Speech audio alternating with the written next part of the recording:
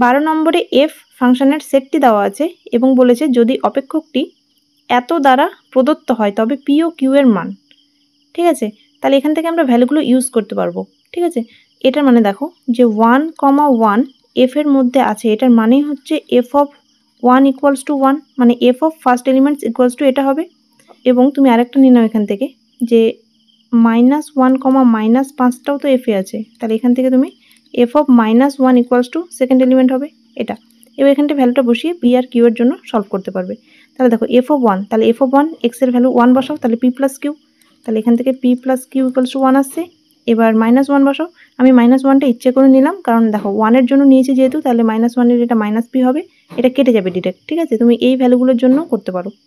তাহলে দেখো -1 নিলে কত হবে, এটা হয়ে যাবে -p plus Q equals to কত, -5।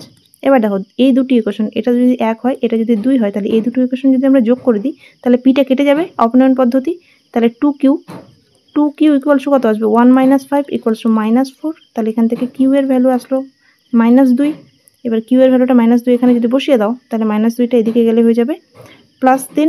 ঠিক আছে, তাহলে পি এর ভ্যালু 3, তাহলে পি ইকুয়ালস টু 3। এবার দেখো কোন অপশনে আছে, 3, -2, অপশন বি।